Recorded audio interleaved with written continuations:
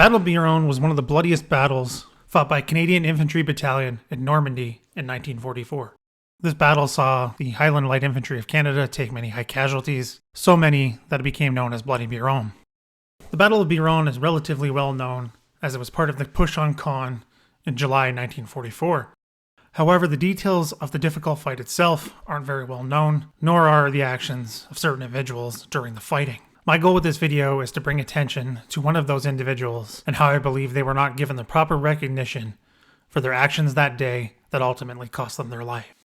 At 0730 hours, the two assaulting companies crossed the start line. B Company advanced down the left flank from Les Buissons along the east side of the Les Buissons-Buron road.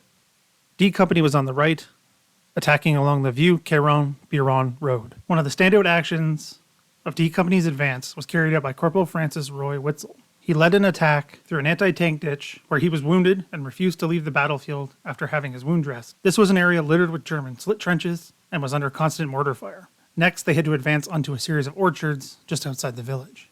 These were heavily defended with German machine guns. Weitzel was killed while taking a machine gun position in these orchards. Here's the details of his actions as recorded in the HLI Word Diary. Under terrific mortar and MMG fire, he and his section cleaned up a series of slit trenches. Then, although wounded, he retained control of his section and mopped up enemy MMG post and several slit trenches. With 3 men, he approached another MG post. When 2 were killed, he crawled on alone and with his Bren gun cleared the post. Here he was found with his body riddled with holes. Augie Hirschenrauder was Corporal Weitzel's platoon commander. He was the one who dressed Weitzel's wound after taking the anti-tank ditch. He saw all of the attacks that Weitzel made with his section.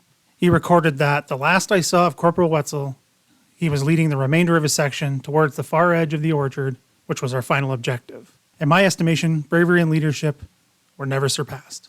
Private William Spencer was a rifleman in Weitzel's section. After several attacks towards the orchards, Spencer was sent back for reinforcements. Spencer returned to the fighting with no reinforcements as there was none to bring. He recalls in his witness statement that I tried to reach him, but was fired in every time I moved by German MMGs. Corporal Weitzel was crawling towards the MMGs with a Bren gun, and it was here I lost sight of him.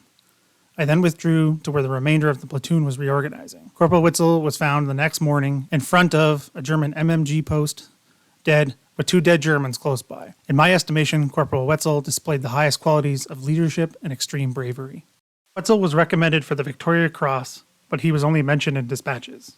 This was because he was killed in the action and the application for the Victoria Cross was denied. So the only other gallantry award that he could be given at the time was being mentioned in dispatches.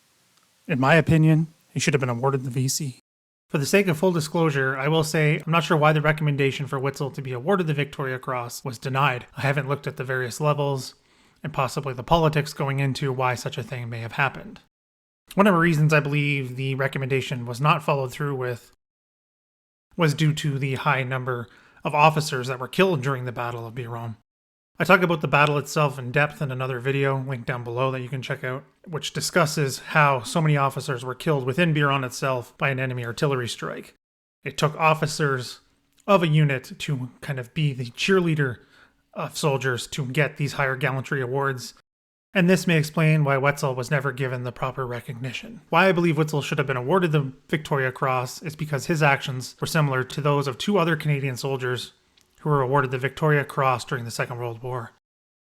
Weitzel's actions have many parallels with those of Aubrey Cousins, who was killed in Germany on the first day of Operation Blockbuster in February 1945, and those of Frederick Tillotson, who was gravely wounded, losing both of his legs on an attack on German positions, also during Operation Blockbuster.